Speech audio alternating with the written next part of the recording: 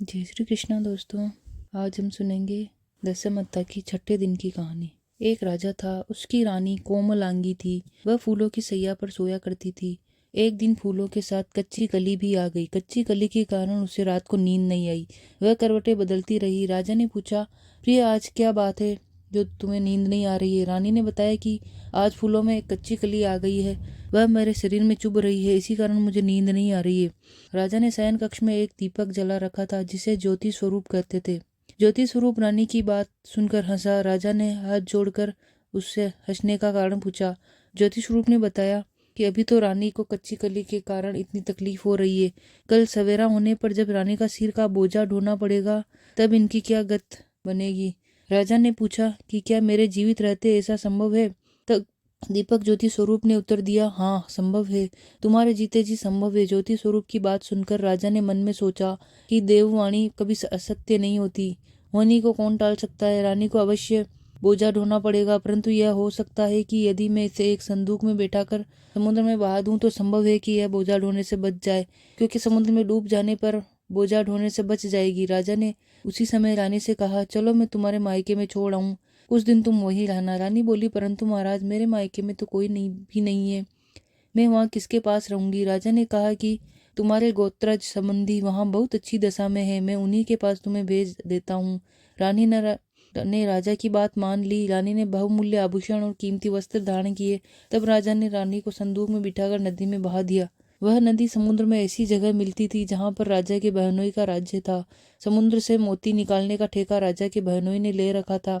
वह संदूक बहता बहता जब राजा के बहनोई के इलाके में पहुंचा तो उसने मल्लहों को आज्ञा देकर संदूक को समुद्र से बाहर निकलवा लिया। संदूक को उसने अपने महल के कक्ष में भिजवा दिया और आदेश दिया कि मेरे पहुंचने तक इसे कोई नहीं खोले। राजा का बहनोई जो उस जगह का स्वयं राजा था, उसके शयन कक्ष में संदूक के पहुंचे ही रानी को पता चला कि इस संदूक को राजा ने समुद्र में पाया है, तो वह फौरन शयन कक्ष में आई। उसने पहरेदारों को हट जाने को कहा।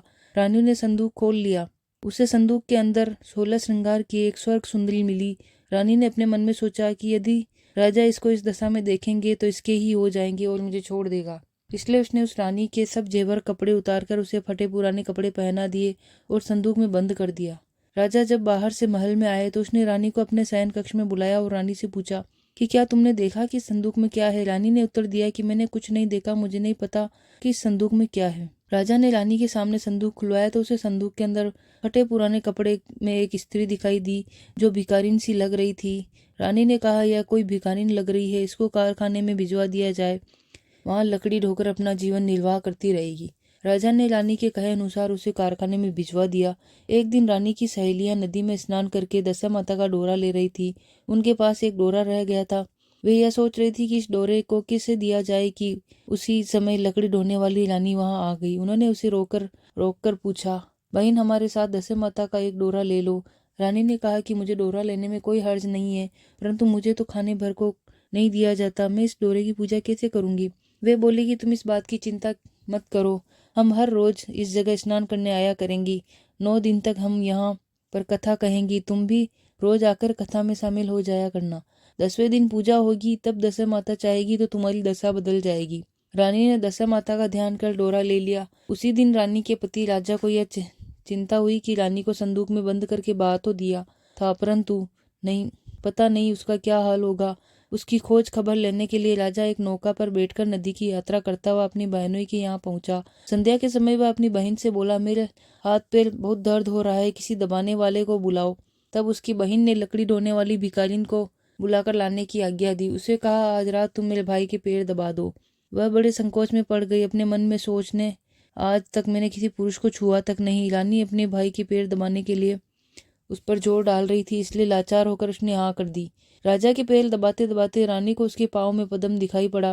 रानी चुपचाप रोने लगी। उसके आंसू राजा के पैरों पर टपक पड़े। राजा ने उससे पूछा, तुम रो क्यों रही हो? तुम अपना भेद मुझे बताओ, मेरे द्वारा तुमको कोई हानि नहीं होगी। रानी बोली कि जैसा पद्म आपके पैर में है वैसा ही पद्म मेरे पति के पैर में भी था। पहले के दिनों की याद आ जाने पर मुझे रोना आ गया।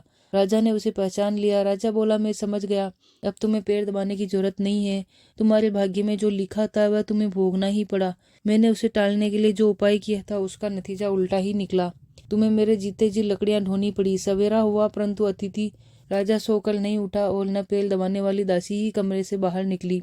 राजा की बहन को चिंता होने लगी। थोड़ी देर के बाद दासी कमरे से बाहर निकली और कारखाने में काम करने चली गई।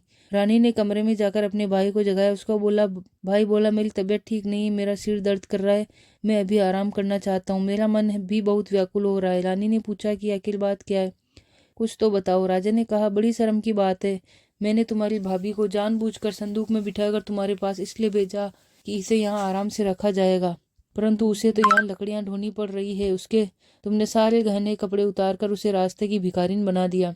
उसकी बहन बोली, मैंने उसे नहीं पहचाना, उसने दासियों को बेचकर उसे चुपचाप अपने पास बुलाया। उसके आने पर बहन ने अपनी भाभी से माफी मांगी और उसके पैर पकड़ लिए। कुछ दिनों तक राजा अपने बहन के घर रहकर रानी को साथ लेकर राजधानी लौट आया। रानी ने अपने महल में पहुंचकर सुहागिनों को न्योता भेजा।